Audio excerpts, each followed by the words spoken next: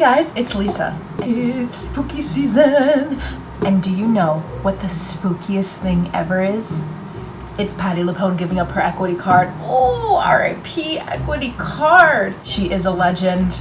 She has a right to do so. While Patti's equity card has entered the ghostly, spooky afterlife, I figured we could talk about other spirits in the theater world. So without further ado, let's meet the ghosts of the theater. The Palace Theater in New York City is housed to over 100 ghosts, and you can see them everywhere. There's a little boy playing with his little toy trucks near the mezzanine. There's a girl who hides out in the balcony. There's even an orchestra member playing in the orchestra pit. She just sits there and plays her cello. There's a manager there, and he likes to haunt, you guessed it, the manager's office. But the most famous ghost at the Palace Theater is the one, the only, Judy Garland. Yes, that Judy Garland. That's right.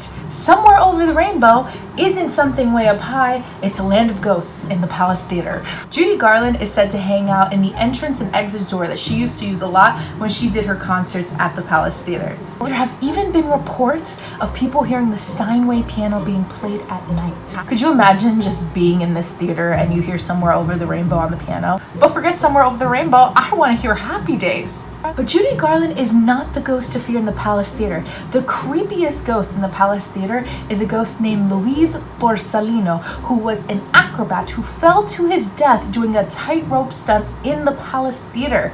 It's said that if you see his ghost, you are going to die within a year. Let's backtrack to hearing Somewhere Over the Rainbow on the Steinway piano, please. On to the next theater, the New Amsterdam Theater. The New Amsterdam Theater is currently hosting Aladdin on Broadway. But it's not just hosting genies and magic lamps, it's hosting Folly showgirl Olive Thomas. Now, a lot of people have seen Olive around the New Amsterdam Theater, okay? Crew, staff, actors, you name it. So to honor her, they have her photo both stage right and stage left of the backstage area in the New Amsterdam Theater. The tradition is to whisper to her picture goodnight before you leave the theater. Olive tends to prefer revealing herself to men in the New Amsterdam Theater. She's usually acting coy and flirtatious around them, and she's always causing trouble by flicking the lights on and off. Nosferatu. Nosferatu. When she is spotted, she's usually sporting a green showgirl outfit, the one she would have worn in the Follies when she did work at the New Amsterdam Theater, I believe in 1913. She's also seen holding a blue pill bottle full of mercury pills. She ended up swallowing these pills the night she passed when she found out that she contracted syphilis from her ex-husband. Talk about a whole new world.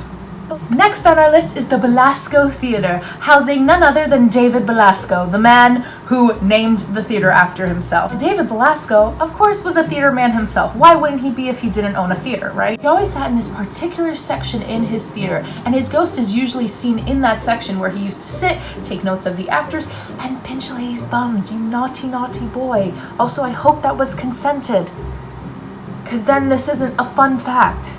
Ew, no, David. I hope in the afterlife you're not pinching girls' bums, because that would be scary if my bum was pinched while I was at the Belasco Theater.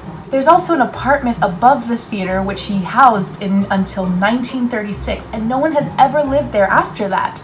But staff had said that they can hear footsteps and laughing in that apartment.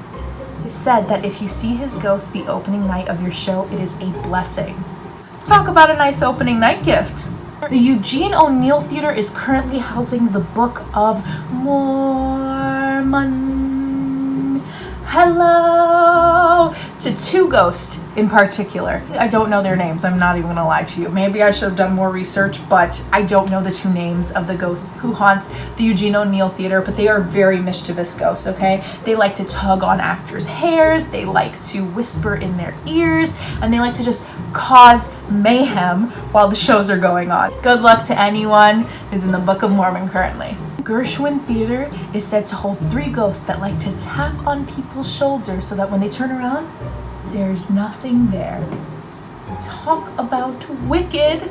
Get it? Because the Gershwin is holding wicked right now, and you get the joke. The Imperial Theater is currently haunted by Ethel Merman. Yes, that Ethel Merman. And not only does she like to open and close doors to freak people out, but anything you can do, she can do better. And last but certainly not least is the Sondheim Theater. Now, before the Sondheim Theater was named Sondheim, it was named after Henry Miller, the Henry Miller Theater. Henry Miller's ghost is said to haunt the Sondheim Theater. I assume it's like a revenge thing, like how dare you rename it after this man, so I'm gonna haunt it because this is my space. You know, Henry Miller must be a very territorial kind of ghost. It's said that if you say his name in the elevator, he likes to tamper with it, so be careful. Or say his name and find out, right? As you can see, the more you fuck around, the more you're gonna find out. I wonder now that Sondheim has passed if Miller and Sondheim are currently going through a legal ghostly battle about who gets to haunt the Sondheim Theater. Maybe they'll both haunt it, but I have a feeling they're arguing right now. That place must be super haunted right now. Henry's like, this is my spot. And Sondheim's like, whose name is on the building? You see it? Is that your, oh, I couldn't hear you.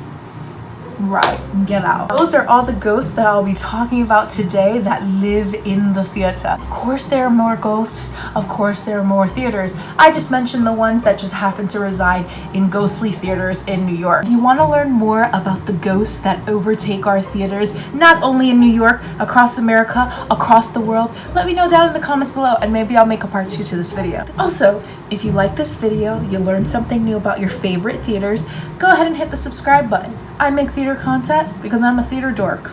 It just comes with the package. So subscribe and I'll see you in the next video. Happy Halloween!